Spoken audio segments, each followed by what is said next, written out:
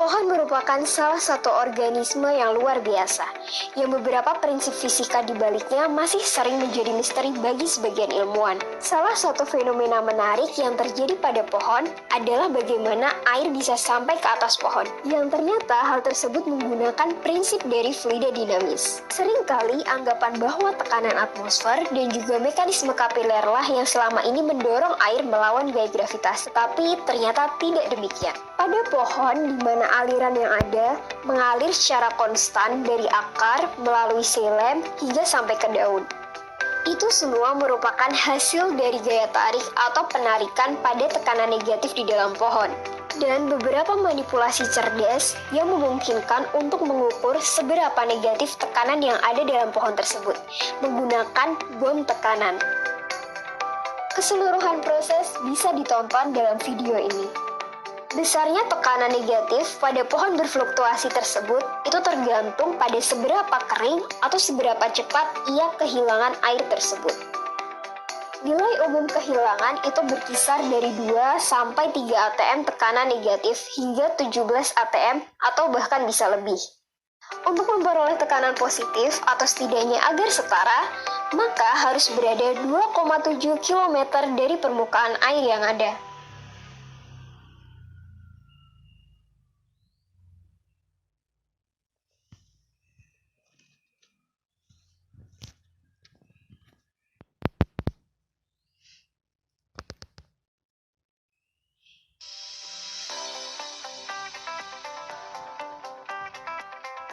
Sifat aerodinamis pada fluida dinamis juga berlaku pada penyebaran benih. Petunia liar atau yang disebut dengan pletekan di beberapa daerah, ketika kering buahnya bisa berubah seperti ketapel. Ketika mengering, biji yang terdapat dalam buah yang kecil kurang lebih 1 inci akan menyebar dengan cara meletek atau meledak. Hal tersebut lantaran lapisan dalam dari buah tersebut menyusut saat kering dan menciptakan ketegangan sehingga membengkokkan buah ke arah luar. Begitu air atau tetesan hujan menghantamnya, maka polong buah tersebut akan terbuka dan juga mengeluarkan sejumlah biji kecil yang berbentuk seperti cakram berputar. Putaran tersebut sangat penting bagi penerbangannya. Seperti contohnya, benih yang disebut memiliki peluncuran terbaik itu memiliki perputaran secepat 1.600 kali dalam sedetik. Pada perputaran tersebut, mampu menstabilkan orientasi vertikal dalam meminimalisasi area depan dan juga mampu mengurangi hambatan yang ada. Pada benih yang mampu berputar secara vertikal seperti ini, para peneliti mengungkapkan bahwa benih tersebut memiliki setengah gaya hambat pada benih yang berbentuk bola yang memiliki volume serta kepadatan yang sama. Hal ini berarti petunia liar tersebut mampu menyebarkan benihnya dengan jangkauan yang lebih luas.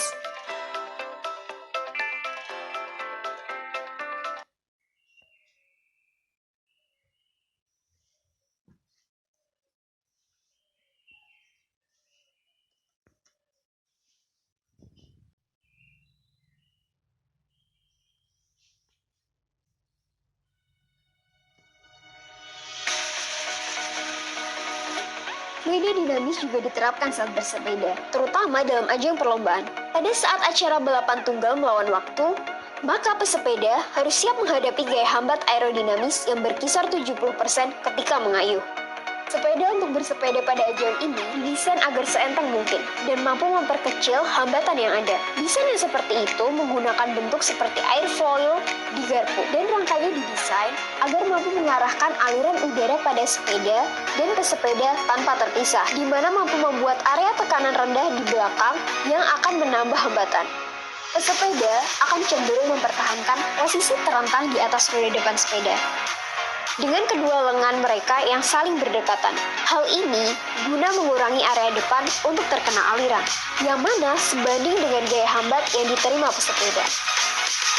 Bahkan, helmnya dirancang secara khusus, dengan bentuk lekukan yang sangat ramping, guna mengarahkan aliran udara ke kepala pengendara untuk diteruskan ke area belakang punggung. Ini memiliki fungsi yang sama dengan bola golf. Teksturnya menghasilkan lapisan berbatas, yang mana lapisan udara tipis dekat dengan permukaan tersebut, bisa menjadi turbulen. Lapisan batas turbulen tersebut yang akhirnya mengurangi hambatan dibanding pengamatan yang terjadi pada lapisan batas laminar. Sebuah komponen atau perangkat yang digunakan oleh pesepeda dalam hal ini sudah disesuaikan agar bisa mengurangi hambatan, baik itu roda, pakaian kulit yang dikenakan, sarung tangan, penutup sepatu, bahkan posisi rem pada sepeda. Karena dalam event yang kemenangannya hanya ditentukan dalam waktu sepersekian detik, setiap gram hambatannya sangat mempengaruhi.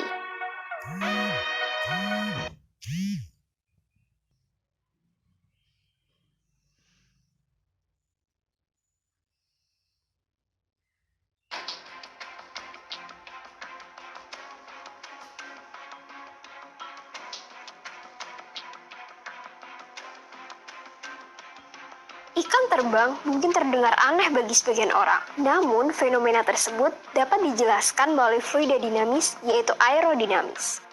Ikan terbang memiliki kekuatan aerodinamis yang setara dengan elang. Ikan bukan penerbang sejati, tapi biasanya mereka menggunakan sirip dada dan perut sebagai pengganti sayap, sehingga mereka mampu meluncur dalam ratusan meter.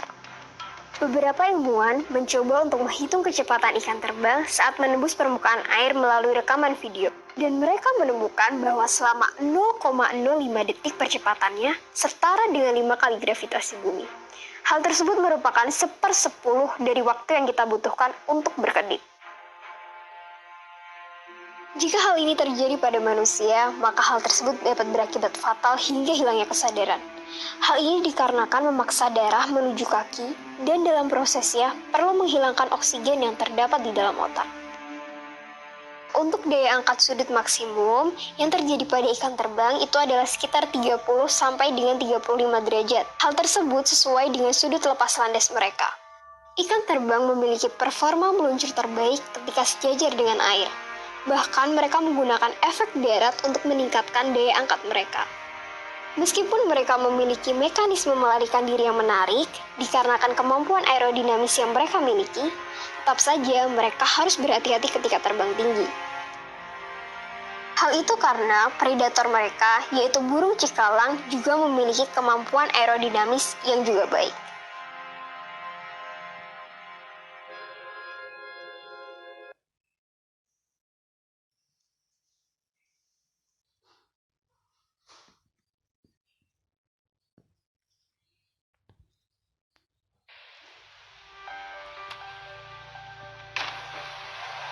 Pada atlet loncat indah, sebelum menyelam, maka akan berputar di udara dengan indah. Tetapi, pencapaian nilai tertinggi adalah ketika mereka mampu masuk ke dalam air dengan sedikit cipratan atau percikan air. Ini dinamai dengan entry rate, sesuai dengan karakteristik dari suara robekan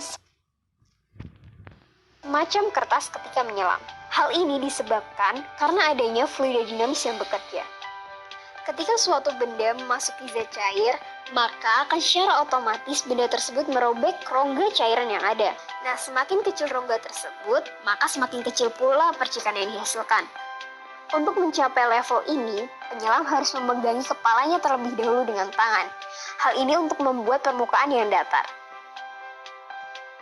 Hal ini dimaksudkan agar bisa membuat rongga kecil awal yang mampu untuk dilalui oleh tubuhnya. Saat masuk, atlet tersebut harus memastikan bahwa tubuhnya lurus dan juga kaku, dengan lengan yang mengapit kepala ke arah bawah. Ini berguna dalam menjaga stabilitas, untuk menjaga sang atlet dari benturan gaya yang menabrak air dengan kecepatan 35 mile per hour, yang mampu mempengaruhi bentuk tubuhnya dan menciptakan cipratan atau percikan air. Dengan demikian, atlet tersebut mampu secara sempurna masuk ke dalam air dengan posisi vertikal atau tegak lurus terhadap permukaan air.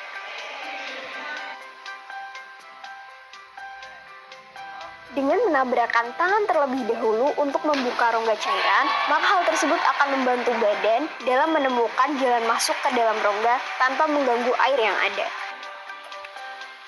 Nah, ketika sudah berada di dalam air, atlet tersebut secara otomatis akan menghasilkan gaya tarik yang menggunakan tangannya untuk memperlambat gerakan yang terjadi.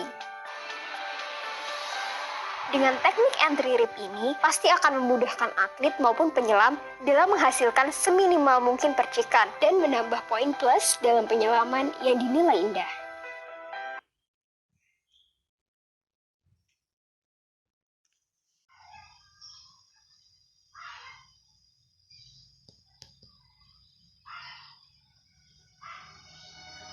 Olahraga sky jumping itu merupakan olahraga dengan keterampilan aerodinamis yang paling tinggi di antara olahraga musim dingin lainnya.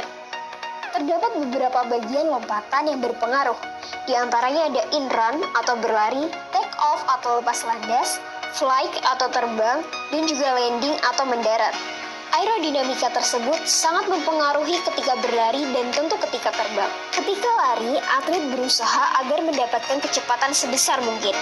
Jadi, dia akan berusaha untuk melipat dan menarik tangannya ke belakang area tubuh atau punggung guna merampingkan tubuhnya dan menjaga agar area depannya sekecil mungkin. Nah, ternyata hal ini mempengaruhi hambatan yang bekerja, sehingga mampu memaksimalkan kecepatan ketika lepas landas. Ketika berada di udara, atlet tersebut akan bertindak sebagai pesawat lain atau pesawat yang tengah mengudara. Pada saat terbang tersebut, terdapat beberapa gaya yang bekerja pada atlet tersebut, yaitu ada gaya gravitasi, gaya angkat, dan tentunya gaya hambat.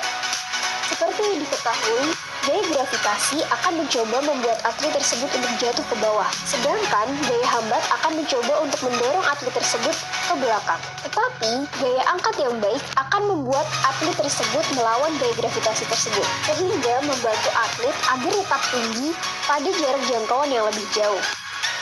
Dalam memaksimalkan gaya angkat, hal yang perlu dilakukan adalah mengarahkan skinya keluar seperti membentuk huruf V dan memposisikan kedua lengannya agar berada di sisi tubuhnya. Hal ini guna mengubah tubuh atlet tersebut beserta ski menjadi sayap. Untuk memaksimalkan daya angkat tetapi meminimalkan hambatan mereka saat terbang dan juga berlari, maka atlet tersebut akan berusaha untuk mendapatkan lompatan terbaiknya dengan menyesuaikan posisi mereka sesuai dengan lompatan saat latihan dan terowongan angin atau wind tunnel. Teknik sangat penting pada sky jumping, tetapi kondisi juga memainkan peran yang sangat penting.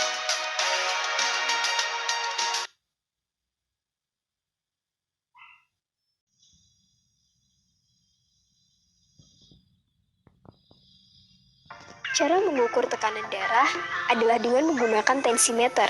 Alat ukur tersebut menggunakan manometer yang berisi air raksa yang telah dikalibrasi terlebih dahulu dalam satuan milimeter Hg. Kantung yang diikatkan pada lengan atas berisi udara tertutup yang digunakan sebagai pengukur.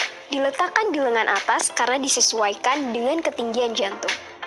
Nilai tekanan darah yang diukur antara lain berupa tekanan sistolik dan juga tekanan diastolik. Tekanan sistolik merupakan ukuran tekanan maksimum yang bekerja pada saat jantung memompa, dan untuk tekanan diastolik merupakan ukuran tekanan jantung pada saat beristirahat. Jika pompa tangan yang terdapat pada jaket digunakan untuk menaikkan tekanan udara hingga memiliki tinggi di atas tekanan sistolik, maka pada keadaan tersebut tekanan bisa menekan arteri utama di area lengan, dan hal tersebut akan memotong aliran darah yang ada. Kemudian, tekanan udara secara perlahan akan diperkecil sampai pada titik di mana darah tersebut mulai kembali mengalir ke tangan. Hal ini dapat dideteksi dengan karakteristik suara ketukan darah yang terdengar saat kembali ke lengan bawah dengan menggunakan stetoskop. Pada keadaan tersebut, antara tekanan sistolik dan juga tekanan udara pada jaket yang dibaca melalui pengukur memiliki nilai yang sama. Kemudian, tekanan udara diperkecil hingga suara ketukan tersebut menghilang. Hal ini disebabkan karena darah pada tekanan rendah bisa memasuki arteri. Nah, ketika ini terjadi, pengukur tersebut menunjukkan tekanan diastolik. Untuk tekanan diastolik normal dan juga tekanan sistolik normal, masing-masing memiliki rentang sekitar 80 mm Hg dan 120 mm Hg. Prinsip kerja pada tensimeter tersebut merupakan salah satu penerapan dari fluida dinamis yang sering kita jumpai sehari-hari.